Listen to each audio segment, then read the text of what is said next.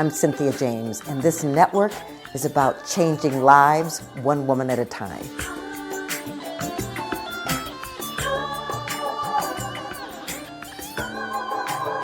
Welcome to Women Awakening. I am your host, Cynthia James. I get to introduce you to extraordinary women that inspire me, because I really believe this is a time of women emerging on the planet. And so we get to support each other, lift each other, nurture each other, and remind each other of possibility. So I want you to subscribe. We're on Spotify, we're on Amazon, iTunes, iHeart, YouTube. You can find us in a lot of places. So today I'm excited because this is actually a return guest. She's been in my life for a while. And I'm excited. We're going to talk about her new book, but let me introduce you to her. Stephanie Raffelock is the author of Creatrix Rising, Unlocking the Power of Midlife Women. Her She Writes is going to let it out in August 2021. We're going to talk about that. She's also penned the award-winning bestseller, A Delightful Little Book of Aging. We all need that, right? A graduate of Naropa University's program in writing and poetics. Stephanie's a contributor to the Rogue Valley Messenger in Oregon. She's blogged for Nexus Magazine, Omaha Lifestyles, Care2.com, as well as 60andme.com. She is a former iHeart radio host, and she's now a popular guest on podcasts, and you'll see why in just a moment. This is where she inspires women to embrace the strength and the passion of their personal story. Stephanie, I am so glad you're back.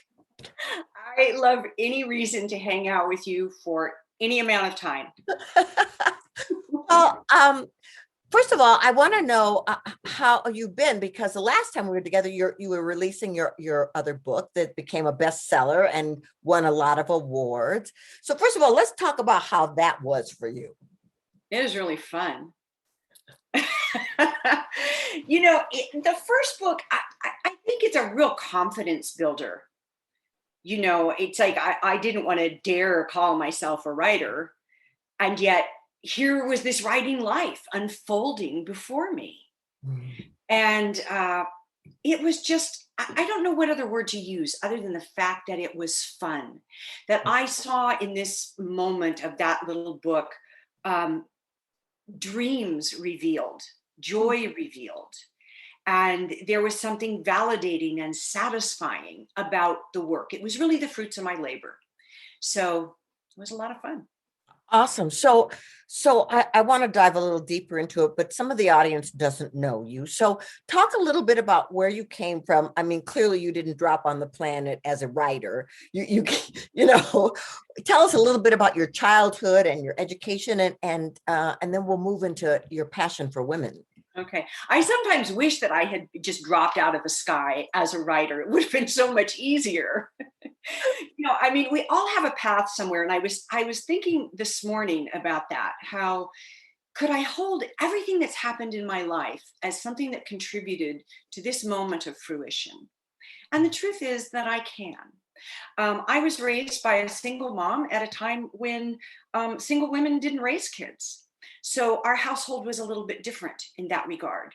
But I think that's where my beginning love for working with women and for women came from. I remember a distinct moment when my mom came home from a job one day. Her company had just gotten her a male assistant to help her out. She was just thrilled. She thought she was going to be able to do so much more for the company. And then she found out that he was making more money than she was. Now, even at 10 years old, I knew that something about this was terribly wrong, that it wasn't fair.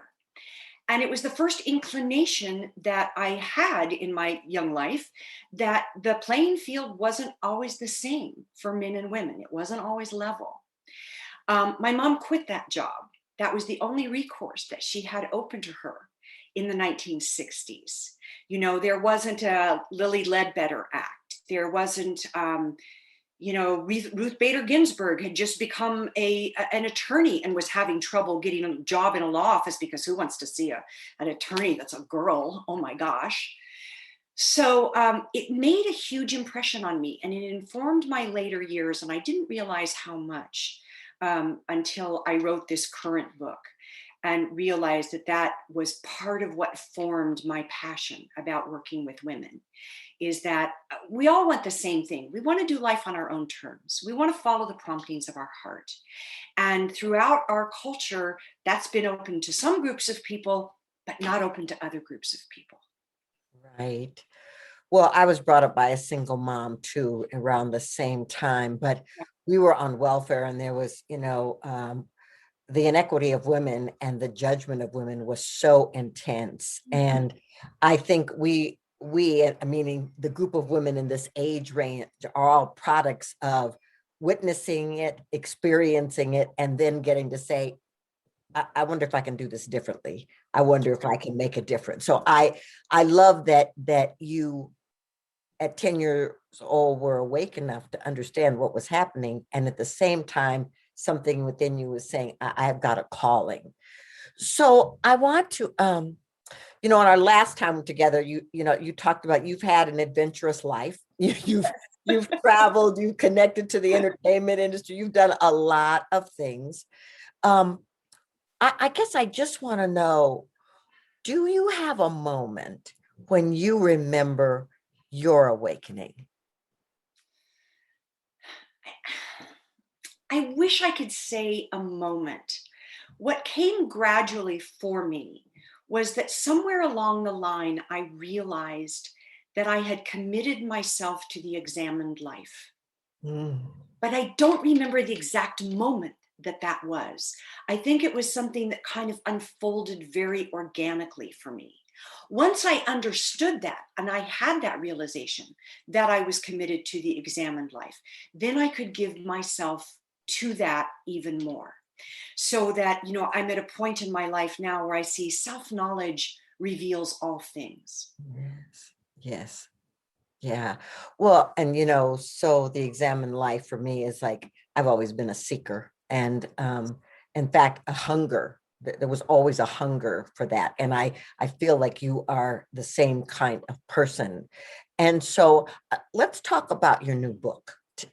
Tell us the title again, and why you wrote it and why you thought it was important to write. The book is called Creatrix Rising: Unlocking the Power of Midlife Women.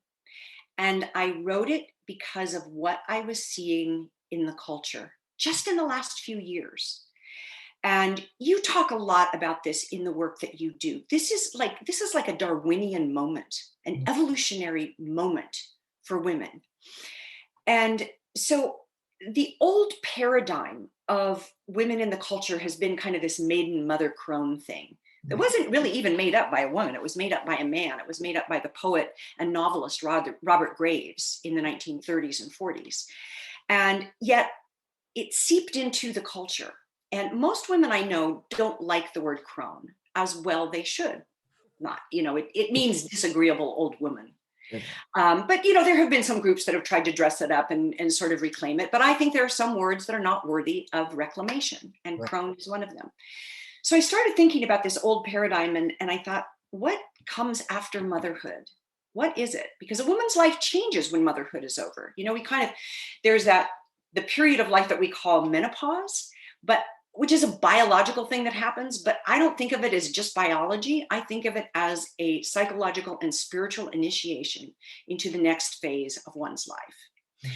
So swirling around all of this, I just want to take you from the last 5 years. First of all, there was an election that was terribly upsetting to many of the women in our country that resulted in the Women's March of 2017. And in my little town where I was living at the time of Ashland, Oregon, the newspaper said 600 people were going to come to this march. 10,000 people out of a town of 20,000 showed up for this march. And the sense of unification, the sense of camaraderie, the sense of, oh my gosh, I'm not alone, was amazing. And of course, I love the women, who had stayed home and knitted these wonderful little pussy hats, as if to say, we're not the butt of the joke, but you are. So there was that. The very following year, more women in 2018 over the age of 50 ran for local, state, and national office than ever before in our country. Simultaneously, there was a movement called the #MeToo movement. Yes. where we all stopped carrying that dirty little secret. And I was amazed on social media, the number of hashtags Me Too that went on for weeks and weeks at a time, because it was the first time women had been able to talk about it so openly, so freely, even if to just say that, hashtag Me Too. So here is this moment of evolution. And I think, what comes with a moment of evolution? What's born out of the chaos and the mud? And it's always something creative. Yeah. So I see this as a great creative surge that is happening now to women midlife and beyond. And like, we're in it. We're in the middle of history. And it's Yes, great. we are. Yes, we are. And I love that you said it's a time of creativity, because I really do believe that. I think that all of a sudden, the women I coach, the women who are in my tribe, are all awakening to, how do I bring my gifts? How do I shine my light?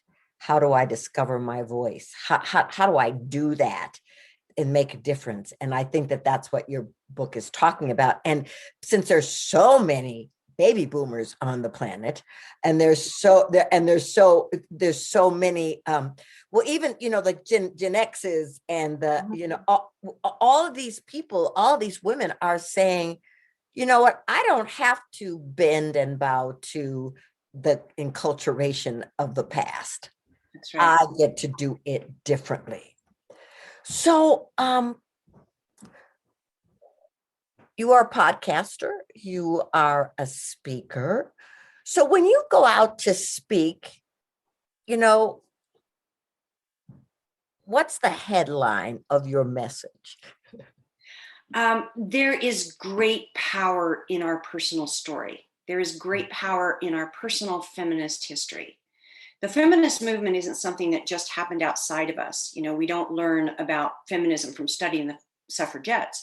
We learn about it from studying our own lives.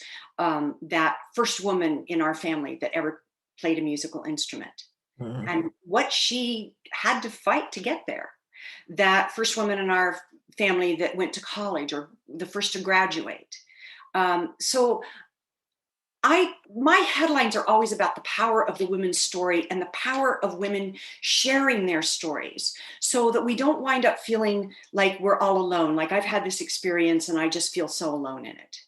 Mhm. We're connected by our stories. We're never as alone as we think we are. Right. To return just for a moment to the book, what I want to share with your listeners today is that I interviewed you for this book. You may remember. I do remember. And you have your own chapter. And I do name you by name. But it is the chapter of the creatrix as the illuminator. And I think that we all have a chance to become an illuminator to the women that are behind us. And it's not so much that eldering is sharing your wisdom with someone. It's a matter of demonstrating your life in such a way that you hold a light, so that the women behind you can become inspired, that they too can live a life that is full and rich and loving. And so in my book, The Creatrix, you are my illuminator. And I just want to give you a shout out and an acknowledgement to that, because I know that that's one of the things that we can do for one another, is that we acknowledge one another for the gifts that we bring into each other's lives. So thank you. Oh, well, thank you for thinking of me and including me in your book. And this is why Women Awakening was birthed. In fact, I was speaking to a man today who wanted to understand what my podcast was about, and I said, it's about women inspiring women. It's about us reflecting back to each other who we are, and the potentiality of the life that we've been given. So I love that you're doing the book, and I love that I get to be an illuminator. Yeah, you get to be the illuminator. So I want to just ask you something. So you are a multidimensional woman. You've had an enormous, extraordinary, adventurous life. You've also had longevity in a marriage. You have supported your beloved in his work in the world. And I just want to talk about, how have you discovered the balance of bringing your powerful dynamic self to the planet and being a soulmate and managing relationship? Well, balance is the great dance, isn't it? It's like the ongoing process. I'm very lucky to be married to someone that really pointed out to me the surge of creativity that was happening around menopause before I saw it myself. And so that was really a gift from him. He said, I sometimes talk to my male patients and say to them, pay attention to the passages that your woman goes through, because it's either going to be that you support her or you're not going to have a happy marriage. And so that has allowed me a great deal of breathing room, to find my own voice, to stand in the light of my own truth. Was that there was already somebody there that supported that and wants for my success. I think that's one of the great things that we can give to each other in a marriage that adds balance, is to want for our mate's success, Yes. whatever that looks like. But to, pay attention, listen to their dreams, listen to their visions, and support and encourage however we can. I just think that is so beautiful. And I think discovering someone who is willing to walk that path with you is one of the great gifts on the planet, because then both people get to shine and bring their gifts.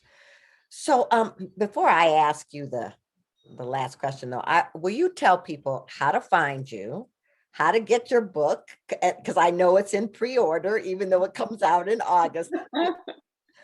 It is. Yes, you can pre-order it on Amazon.com or any place that, indie.org, bookshop.org. I love to give a shout out to those people because they help local bookstores. You can reach out to me at byline-stephanie.com. And there's a contact form there if you want to reach out, if you have a question or a comment. My blogs are there. I have a little resource page of women's groups and companies that I think are doing good in the world. And that's how you find me. Yes, and I love getting your blog newsletter and seeing what you're about, and there's always wisdom in there. So ladies, I hope you will look for Stephanie and connect with her, because as long as I have known you, you have been a connector of women. When we met, you had women's groups, and you've always supported women in community. And I think community is a very extraordinary gift that for all people, but I think women tap into community in a way that is quite magical. Yes, I would agree with that. Right. So here's my last question for you. It's the same one I ask everybody. What's the one thing you want women to know about the importance of their awakening? I come back to that phrase, self-knowledge reveals all things. Mm-hmm. Your awakening is for you, and it's also for the world. Awakening doesn't happen in a bubble. It happens in an expansiveness. It's not a contraction. I want you to know that within that awakening is everything you'll ever need to shine. Yeah. And you are such an example of that. And I know you said earlier about the confidence that you were really a writer, but you've always been a writer. It was just articulated as opposed to being on the page. So, yeah, I'm excited to walk the path with you, and I'm excited to support your sharings in the world, and to call you friend, and to walk the path with you. Thank you so much for being here. Thanks so much for having me, Cynthia. It's great to see you. You too. So ladies, we do this once a week. I'm going to invite you to come back, subscribe wherever, meet these women, hear their stories, take their wisdom and use it for you, because All of this wisdom is being gifted to you so that you can stand in the power and the presence that you came here to be, because you are dynamic, you are magnificent, you are a masterpiece in the making. You are here by a divine appointment at an extraordinary time on this planet. I am so grateful to be with you, and I will see you next week. Many blessings.